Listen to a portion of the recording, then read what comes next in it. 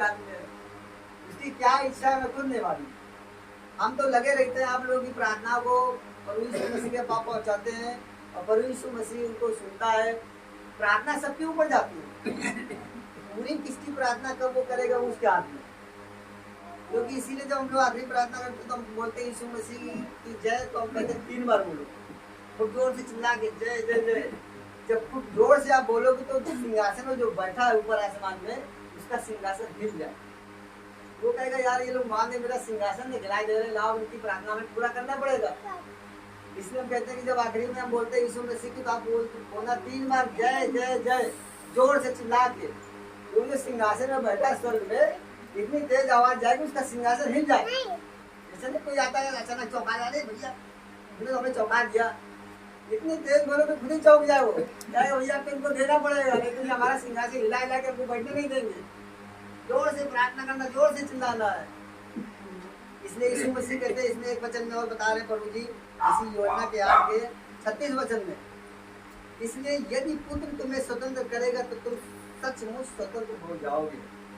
परमेश्वर कह रहा कि प्रभु पिता परमेश्वर कह रहे कि पुत्र अगर तुम्हें स्वतंत्र करेगा, अगर यीशु मसीह ने तुम्हें स्वतंत्र कर दिया तो तुम सचमुच स्वतंत्र हो जाओगे।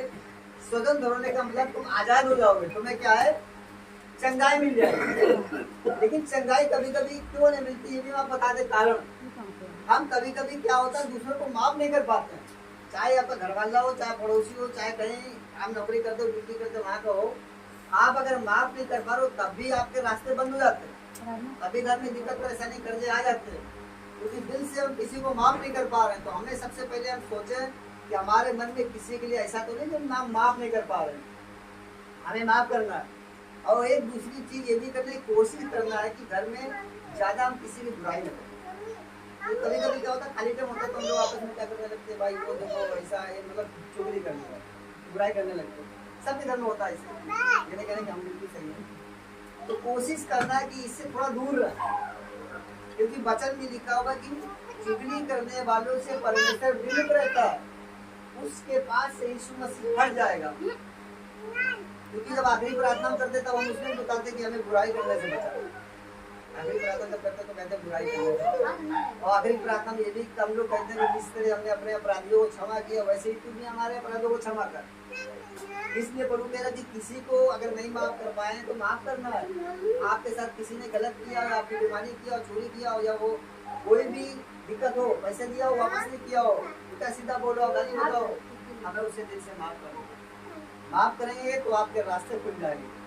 अब कोशिश करना कि चुगली ना करें, मतलब थोड़ा कम रखें, नहीं तो ज्यादा हो जाता है ना। कभी कभी 2-4 लोग मिल गए चालू इसकी यार वो देखो चर्च में आया था ऐसे बैठा था, वो देखो ऐसे बैठी थी, वो देखो ऐसा आया था, वो ऐसा था, उसने तो बाल नहीं खींचे थे, ऐसे देखो चले आए थे, हम तो बाल खींच के आए थे। तो ये सब नहीं करना है। पर यीशु मसीह कहते हैं हमारी आशीष को थामे रहो, और जब घर जाओ तो उस आशीष को थाम के अपने घर पे जाओ। आशीष यहाँ से घर से लेके जाओगे और जब घर पे जाओगे तो आशीष आपके घर पे भर जाएगी। आशीष चली कब जाती जब गए और रास्ते में शुरू हो गए चुगली करना कि देखो चट में वैसा था वैसे तो क्या वो आशीष आप लेके गए हो, आशीष वहीं पे आपकी चली जाएगी। आशीष को थामे रहना, पकड़े रहना, आशीष आपके पास में रहेगी जो आप सबको माफ करोगे। यीशु मसीह कहता है दिल से भी माफ करना। जब दिल से माफ करोगे तो यीशु मसीह की जो आखिरी प्रार्थना लोग करते हैं कि जिस तरह हमने अपने अपराधियों को माफ किया वैसे वचन में एक जगह लिखा हुआ है 2 कर्जदार थे, 2 लोगों के ऊपर कर्जा था। तो जिसके ऊपर थोड़ा कर्जा था, जिसके ऊपर कर्जा था उसको उसने पकड़ा जिससे उसने लिया था, वचन में लिखा है। तो उसने कहा तुम मेरा कर्जा दो, तो उसने कहा भाई मेरे पास नहीं है। तो उसने कहा कि इसको, इसके पूरे परिवार को, इसका घर सब बेच डालो और इसको बंद कर दो जेल में, जब पूरा कर्जा चुकाएगा तब छोड़ेंगे। अब वो हाथ जोड़ने लगा, पैर पड़ना, भैया हमको माफ कर दो, हम नहीं है होगा तो हम दे देंगे। तो जिसका कर्जा लिया था उसको दया आई, तो उसने उसका सारा कर्जा माफ कर दिया। उसने कहा कि जाओ मैं तुम्हारा सारा कर्जा माफ कर दिया। तो बहुत खुश हो गया वो, भाई चलो पूरा कर्जा मेरा माफ हो गया, मैं देना नहीं पड़ेगा। आपका कोई कर्जा हो, कोई कहे भैया हम नहीं लेंगे, माफ कर रहे हैं, तो खुशी होगी ना अंदर से। तो खुश हो गया, और खुश हो गया जब वहाँ से बाहर गया, यीशु मसीह ने कहा जाओ मैं तुम्हारा सारा कर्जा माफ कर दिया है, तो खुश हो गया।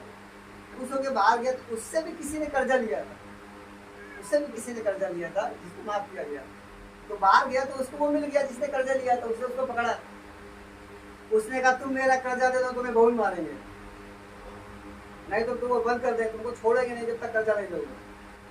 तो उसने उसको पकड़ के जेल में बंद कर दिया। जब जेल में बंद कर दिया तो यीशु मसीह को पता चला। यीशु मसीह ने पुलिस को बुलाया। यीशु मसीह ने कहा कि तुम्हारा ज्यादा जो कर्जा था हमने तुम्हारा माफ कर दिया, अब तुमने उसका जो थोड़ा कर्जा को तुमने क्यों नहीं माफ किया? हमने जब माफ कर दिया तो तुम्हें भी दूसरों को माफ करना। तो उसने कहा इसको पकड़ लो दोबारा, बंद कर दो, इसको बिल्कुल छोड़ना नहीं जब तक कर्जा न दे दो, क्योंकि इसके अंदर दया नहीं। यीशु मसीह कहता जिस तरह से हमने तुमको माफ किया है उस तरह से तुम भी दूसरों को माफ करो। ये नहीं कि हमने यीशु मसीह ने हमें माफ कर दिया हम दूसरे के ऊपर जले बैठे, नहीं मिलेगा तो उसको बताएंगे, मौका मिलेगा तो बताएंगे, इसने देखो मेरा पैसा ले लिया तो वापस ले लिया, इसने हमको जो है बेईमानी कर लिया, सामान ले लिया दिया ने। यीशु मसीह कहते हैं हमने तुम्हारा कर्जा माफ कर दिया तुम भी माफ करो।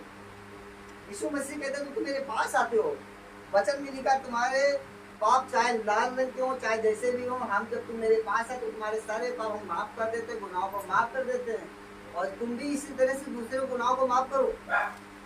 ये नहीं कि उसको लिए बैठे में नहीं उसने हमारे साथ गलत किया माफ नहीं करेंगे। जैसे हमारी गवर्नमेंट कई बार बताया बोल रही पास्टर की शादी कराई, अभी हफ्ते भर पहले उनका फोन आया भैया एक खिलिया बांध के नहीं चलना है। हमने भाई रिक्शा तुमने भेज दिया है, अब पहले कैसे जाएगा? हमने चलो भैया इसी से ले चलेंगे। हमको मालूम था कि मेरा रिक्शा खराब हो जाए उसमें स्क्रेच लग जाएंगे, भैया सब्जी होती सब्जी बेचने वाली। फिर हमने कहा यार चलो इनका काम हमारे अपने हैं, तो कितना उन्होंने हमको धोखा दिया, तारीख में शादी कर नजर नहीं आ रहे हैं, फोन मिला फोन भी उठाया। हमने ठीक भैया ले चलेंगे किसी तरह।